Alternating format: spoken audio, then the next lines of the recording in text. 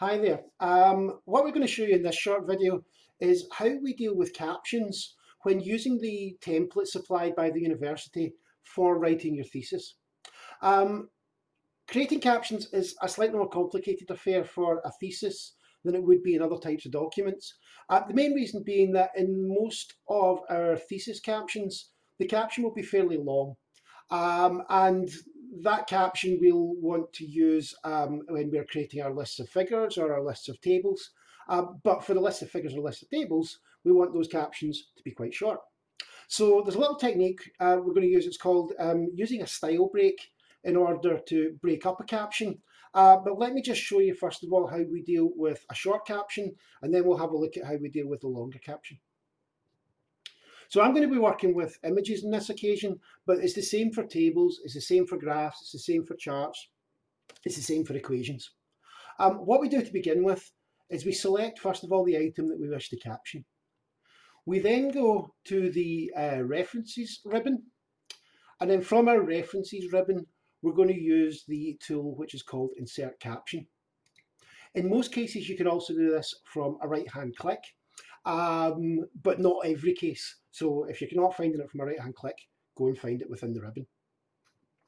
Now what you're going to find here is a box appears, the caption box, and it's already got figure 1.1 in here, and you can see here the label that it's chosen as figure.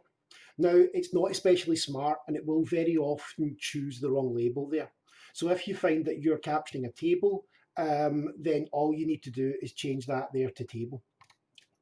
If you want the numbering to change, there's a button here marked numbering, which we can give a click. And then what we can do is choose the number format, which in most cases will never change from 1, 2, 3, the Arabic numerals. We can also decide whether or not to include a chapter number. Now, if you're going to be including chapter numbers, you need to be using styles because it's working from the styles that it knows which chapter number to pull. But if you've looked at our video on styles, you will be using styles because styles are the best way forward for formatting your thesis.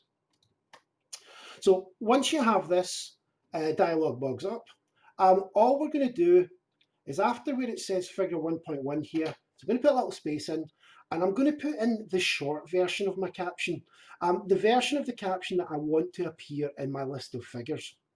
So in this case here, there is only going to be a short version, so we're just going to type in University of Glasgow main building. Now you normally don't need to worry about the position because if you're choosing a figure, it will put it below the image. If you were choosing a table, it will put it above. It tends to know the correct place to put it in line with our guidelines. So in this case, that's all I need. I'm going to click OK. And you'll see that it has included the caption. It doesn't look that great right now, but we're going to fix that just by playing around with the styles.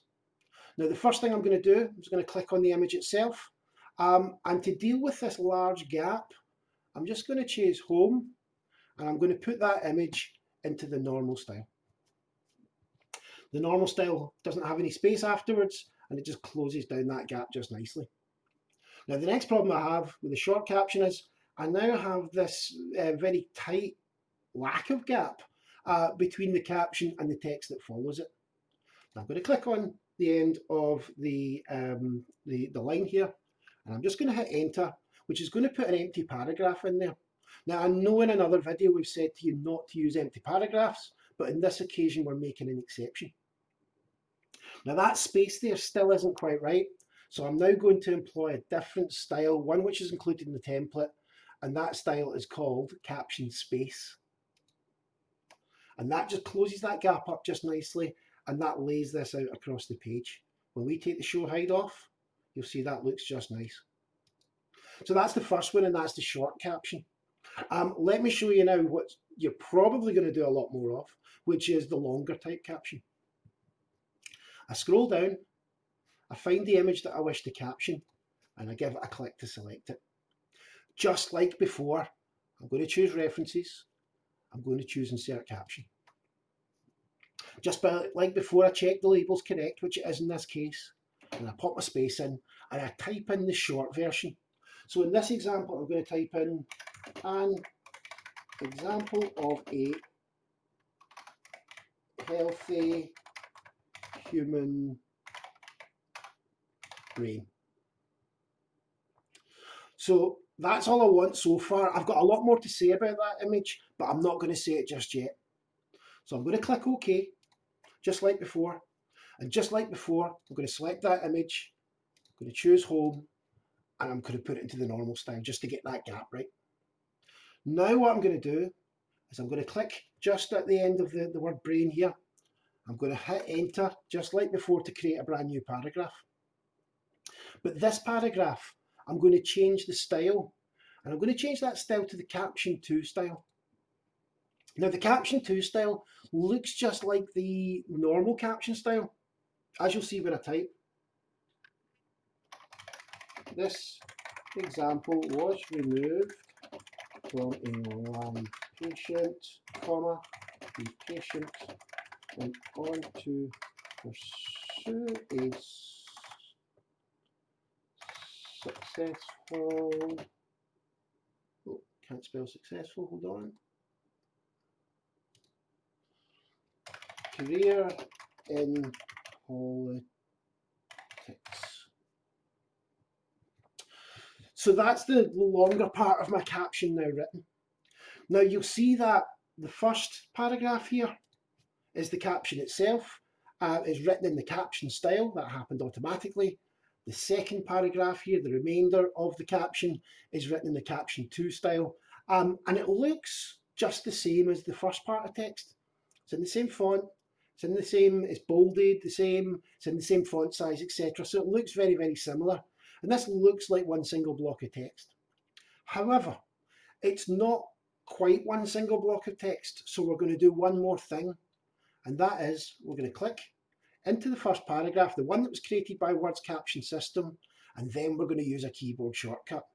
And the keyboard shortcut we're going to use here is altogether Control, Alt, and Enter. And the Control, Alt, and Enter keyboard shortcut, what that does is it takes that really, really simple caption, it takes the paragraph break at the end, and it changes it into what's known as a style break. So if I click on the first part of that caption, you'll see that we're in the caption style. If I click in the latter part of the caption after that style break, you'll see that we're in the Caption 2 style.